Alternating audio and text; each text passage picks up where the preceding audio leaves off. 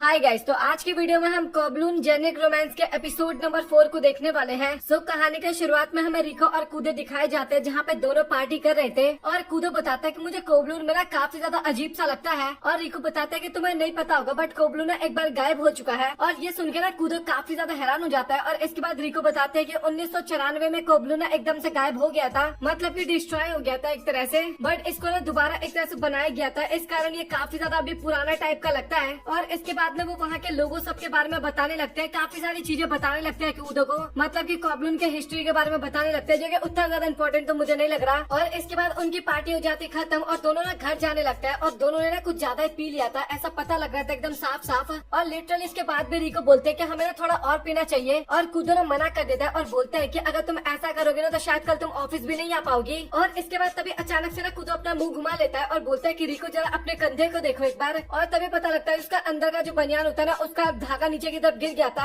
और रिको बोलते हैं कि तुम तो काफी ज्यादा शर्मा गई यही देखने के बाद बस। और कूदो बोलते हैं कि तुम्हें इसका थोड़ा ध्यान रखना चाहिए। बट तभी अचानक से ना रिको भाई उसको किस कर लेते, लिटरली भाई एकदम अचानक से। और भाई रिको ने किस किया था कूदो कहाँ से पीछे रहने वाला था, इसके बाद वो भी किस करने लगता है। और इसके बाद में प्रेजेंट का सीन दिखाया जाता है, जहाँ पे फाइनली रिको की आँख खुलती है और वो कूदो को अपने सामने देख के ना काफी ज्यादा हैरान हो जाती है। और इसके बाद कूदो का भी आँख खुलता है और वो बोलता है कि अभी तुम मेरे घर पे हो। और वो बताता है कि कल ना तुम अचानक से बेहोश हो गई थी, इस कारण मैंने सोचा कि तुम्हें मैं अपने घर पे ले आता हूँ। और मैंने सोचा कि मैं तुम्हें डिस्टर्ब नहीं करता हूँ। और इसके बाद तो सुबह हो गई और अभी तुम्हारी आँख खुल गई अचानक से। और इसके बाद तभी कूदो बोलता है कि कल रात को हम बात कर रहे थे और क्या तुम चाहती हो कि मैं तुम्हें बताऊं रिको के बारे में। और इसके बाद ना रिको वहाँ पे काफी ज्यादा सोचने लगते हैं और बड़ा सीधा मना कर देती है। और वो बोलता है कि अच्छा ठीक है, तुम्हारी जैसी मर्जी। और इसके बाद वो बोलता है कि तुम यहाँ पे रेस्ट कर लो और साथ ही मैं अभी ऑफिस जा रहा हूँ और तुम आज ऑफिस मत आना, तुम्हें रेस्ट लेना है आज। और इसके बाद कूदो ने उसको घर की चाबी दे देता है और वहाँ से चला जाता है। और इसके बाद हमें मियुकी और थाई दिखाए जाते हैं, जहाँ पे मियुकी बताता है कि तुम्हें ना ऐसे अकेले नहीं घूमना चाहिए, मतलब कि इस तरीके से कोबलून में नहीं घूमना चाहिए। और थाई बताता है कि भाई इतना तो भेज चेंज कर रहा हूँ, अब कितना करूँ मैं। और मियुकी बताने लगता है कि जो नकली वाले रिको है ना, वो भी एक तरह से कूदो को पसंद करने लगी है। और एक तरह से देखा जाए तो मेरा तो दूसरा चांस भी खत्म हो गया यहाँ पे। और मियुकी बताने लगता है कि वैसे सच बताऊँ तो आप ना मुझे काफी ज्यादा आकर्षित लगते हो, मैं तो आपकी तरफ आकर्षित हो जाता हूँ। बेचारे थाई को तो वहाँ पे काफी ज्यादा गुस्सा आ रहा था। बट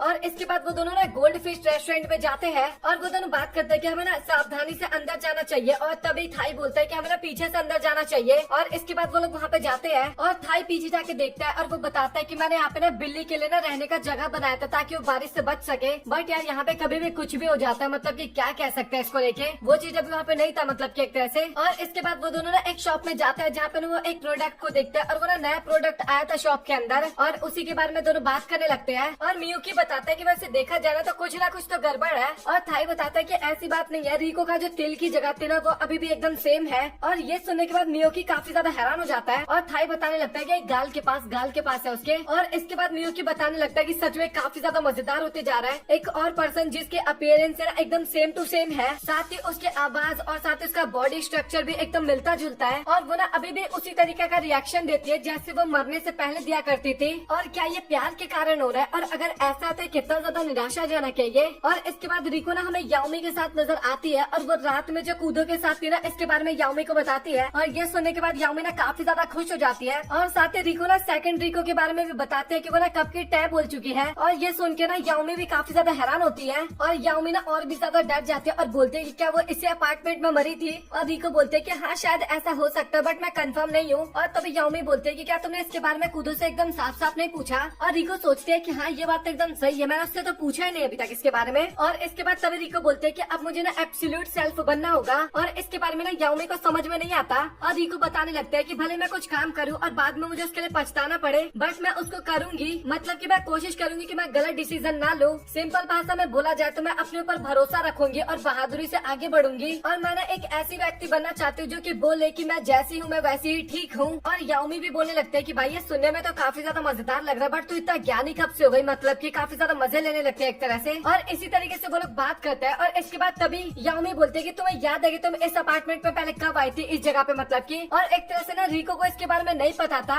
और याओमी बोलते हैं कि कहीं तुम एक क्लोन तो नहीं हो ना? और मैंने इसके बारे में ना ऑनलाइन पढ़ा भी था। और वो बताते हैं कि उसने ना उस आर्टिकल में ना कमेंट भी किया था, बट उसका कमेंट ना डिलीट कर दिया गया था और उसको नहीं पता कि ये रिको से संबंधित है या फिर नहीं है। और इसके बाद वो ना जिरकोनियम के बारे में बात करती है और वो बोलती है कि क्या तुम सिंथेटिक खनिज जिरकोनियम की बात कर रही हो। और इसके बाद वो ना एक इयररिंग दिखाती है और बताते हैं कि हाँ तुमने सही कहा, ये भी भी ना मेरा उसी से बना है, जिरकोनियम से बना है। और इसके बाद याओमी ना लाइट बंद करके ना उसको अपने साथ कमरे में आने के लिए बोलती है और कमरे में भी ना काफी ज्यादा अंधेरा था। और इसके बाद वो कान के झुमके दिखाने लगती है और बोलती है कि थोड़ा बहुत डायमंड की तरह देखने में लगता है और क्या पता इसी खनिज से हमें भी बनाया गया हो, मतलब कि हमारे अंदर भी डाला गया हो, मतलब कि जिरकोनियम की बात हो रही थी यहाँ पे। और वो दोनों ना इसी तरीके से और भी काफी ज्यादा बात करते हैं। और इसके अगले दिन का हमें सीन दिखाया जाता है जहाँ पे कूदो ऑफिस आता है और रिको ना ऑलरेडी ऑफिस में थी और दोनों गुड मॉर्निंग करते हैं एक दूसरे को और थोड़ी बहुत वहाँ पे बातचीत करते हैं दोनों। और इसके अगले सीन में ना कूदो लंच करके ना कहीं पे जा रहा था, मतलब कि ऑफिस की तरफ जा रहा था। और इसके बाद हमें रिको और याओमी भी दिखाए जाते हैं और दोनों ना एक साथ डिनर करके ना जा रहे होते हैं और दोनों बात कर रहे थे कि सच में लंच काफी ज्यादा अच्छा था।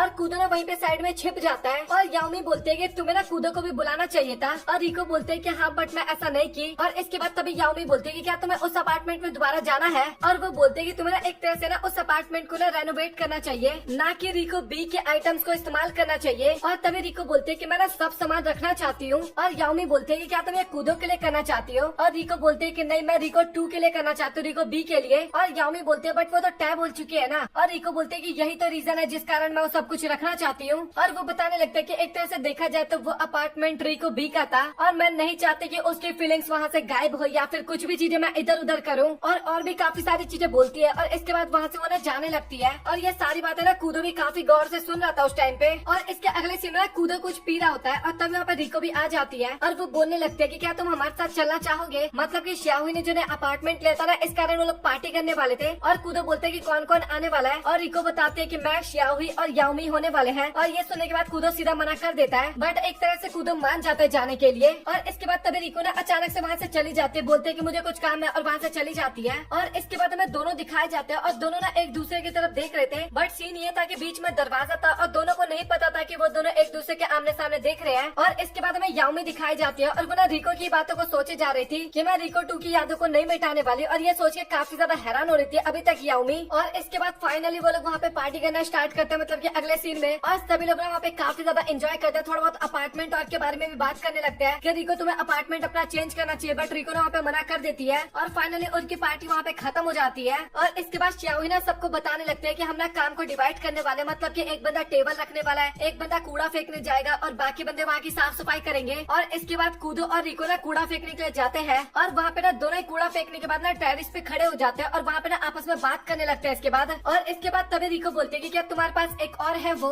जो कि वो पी रहा था। और कूदो बोलता है कि मुझे माफ करना बट मेरे पास तो एक ही बचा। और इसके बाद तभी रिको ना चांद को देखने लगती है और सोचती है कि आज काफी ज्यादा अच्छा लग रहा है। और इसके बाद वो हेवन उमर के बारे में सोचने लगती है कि वो अपना नया क्लिनिक खोलने वाला है और मैं शायद वहाँ पे जाने का एक बार ट्राई कर सकती हूँ। लेकिन कूदो बोलता है कि तुम्हें याद है कि उसने तुम्हें किस तरीके से किस किया था। और इसके बाद तभी अचानक से ना कूदो ना रिको के काफी ज्यादा क्लोज आ जाता है और रिको को तो लगता है कि वहाँ पे किस करने वाला है कूदो, बट वो जो पी रहा था ना उसका धुआं ना रिको के मुंह में डाल देता है और वो बोलते है कि बस मैं तुम्हारे लिए इतना ही कर सकता हूँ। और इसके बाद कूदो सोच रहा था कि मैं कभी कभार ये सोचता हूँ कि आखिरकार जेनरिक टेरा का प्रकाश ना आखिरकार कहाँ से आता है। और रिको बोलते है कि क्या पता वो एक चमत्कार हो और सभी लोगों को जेनरिक टेरा से ना काफी ज्यादा उम्मीदें हैं। और कूदो ना वहाँ पे कुछ भी नहीं बोलता। और इसके अगले सीन में ना कूदो वहाँ से जाने लगता है और वो घर जाते टाइम ना गाना गा रहा था। और इसके बाद तभी कूदो बोलते है कि एम आई एक्सपेक्टिंग, और यहाँ पे इतनी अजीब सी गर्मी क्यों लगती है। और इसके अगले सीन में कूदो हमें उन बुजुर्ग के साथ दिखाया जाता है जिनके साथ रिको 2 आके पहले गेम खेला करती थी और साथ ही कूदो देखा करता था। और इसके बाद तभी वहाँ पे रिको भी आ जाती है और उन दोनों को देखने के बाद ना वो ओल्ड मैन ना काफी ज्यादा खुश हो जाते हैं और दोनों ना वहाँ पे थोड़ी बहुत बातचीत करने लगता है, मतलब कि बहस करने लगता है एक फनी वे में, मतलब कि रिको और कूदो।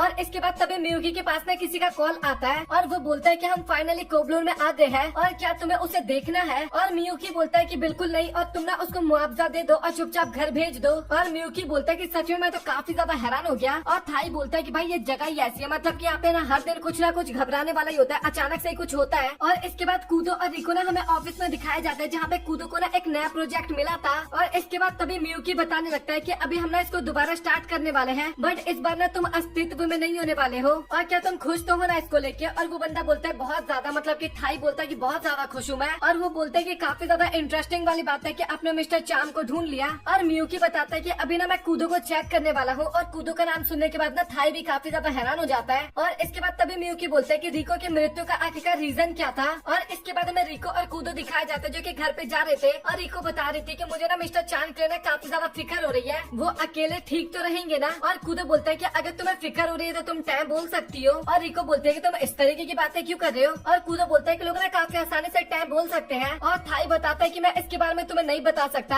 और मैंने उस टाइम पे भी कूदो को बोला था कि मुझे कुछ ना कुछ गड़बड़ लग रहा है, और वो ना क्योंकि वहाँ पे बोलता है। और तभी कूदो बोलता है कि आखिरकार रिको तुम कितना जानते हो उसके बारे में, और रिको बताते है कि बस मुझे इतना पता है कि वो टैब बोल गई है, और वो बोलता है कि आखिरकार तुम्हें इसके बारे में किसने बताया, और रिको बताते है कि गोल्ड फिश कैफे में जो बंदा था ना उसी ने मुझे बताया था इसके बारे में। और ये सुनकर ना कूदो काफी ज्यादा हैरान हो जाता, मतलब कि ग्वेन ने तुम्हें इसके बारे में बताया, और कूदो काफी हंसने लगता है और बोलता है कि मुझे लगा ही था। और मियुकी बताने लगता है कि मुझे पता है कि तुम दूसरे रिको के प्रति ना काफी ज्यादा गुस्सा फील कर रहे हो और कूदो को लेके काफी ज्यादा चिंतित हो। और इसके बाद कूदो ना अभी भी काफी ज्यादा हंस रहा था, और इसके बाद वो फाइनली बता देता है कि रिको को ना मैंने ही मारा है, और लिटरली काफी बैड तरीके से वो इस टाइम पे रिको की तरफ देख रहा था। और इसी के साथ ये एपिसोड यहाँ पे हो जाता है खत्म। तो मुझे पता है कि भाई आप लोगों को ना बीच बीच में कहीं कहीं पे ये एनिमे बिल्कुल भी समझ में नहीं आ रहा होगा, और ये सारी चीजें ना इसलिए कर देता है क्योंकि मिस्टीरियस एनिमे है, और अगर मैं आपको प्रॉपर एक्सप्लेन करने लगूंगा ना भाई अच्छे तरीके से, तो फिर ना आपका मजा खत्म हो जाएगा, आपका ना मिस्ट्री एक तरह से खत्म हो जाएगा। मतलब कि आपको मैं स्टार्टिंग से बताते रहता क्या बातें चल रही है, तो आपको नहीं पता चल पाता कूदो आखिर में क्या बताने वाला है। और आखिरी का आपने वर्ड सुन के सच बताना, आप हैरान हुए कि नहीं हुए जब कूदो ने बोला कि मैंने ही रिको को टैग करवाया, मतलब कि मारा है। तो ये सुनने के बाद आप लोग सच बताना कि हैरान हुए कि नहीं हुए। तो यही छोटी छोटी चीजों के कारण ना मैं एकदम जैसा एक्सप्लेन कर रहा हूँ मैं वैसा ही एक्सप्लेन कर रहा हूँ, मतलब कि जैसा हमें दिखाया जा रहा है मैं वैसा एक्सप्लेन कर रहा हूँ। मैं कुछ भी ना अपनी तरफ से तो सॉल्व करने की कोशिश नहीं कर रहा। हाँ, आगे जाने के बाद मैं आपको सबको सॉल्व करके एकदम आपको बताऊंगा, बट फिलहाल जैसा मिस्टीरियस एनिमे चला ना उसको अपन मिस्टीरियस ही रहने देते हैं। अभी कुछ भी छेड़छाड़ मैं नहीं करने वाला। और आप लोग कमेंट सेक्शन में बताओ कि आप लोगों को आज का एपिसोड कैसा लगा। और ये लास्ट एपिसोड है जो कि आपको टाइम पे मिला है। इसके बाद मेरी कल ट्रेन है, मतलब कि आज जब वीडियो अपलोड हो रहा है ना भाई 12 बजे की मेरी ट्रेन है, और इसके बाद मैं ट्रेन पकड़ूंगा। बिहार में मैं रहता हूँ भाई, पहले बता दे रहा हूँ आपको, पता है 1 से 1.5 दिन लगेगा घर जाने में। और उसके बाद भाई विच वॉच तो आपको काफी ज्यादा लेट मिलने वाला है, और उसके बाद मैं कोशिश करूंगा कि आपको सभी एनिमे टाइम पे दे सकूं। तो प्लीज आप कुछ टाइम मैनेज करना, और अदर चैनल्स पे प्लीज यार मत जाना देखने के लिए, बस आप थोड़ा सा वेट करना। और मैं आपके लिए अवश्य टाइम पे वीडियो बनाने की कोशिश करूंगा, क्योंकि मैं लैपटॉप अपना लेके जा रहा हूँ गाँव, तो मैं वहाँ पे प्रॉपर कोशिश करूंगा कि रात के टाइम पे तो वीडियो बना ही दिया जाए। तो आज की वीडियो कैसी लगी कमेंट सेक्शन में बताना। वीडियो पसंद आए वीडियो को लाइक कर देना, चैनल को सब्सक्राइब। मिलता है अगली वीडियो में, तब तक के लिए गुड बाय।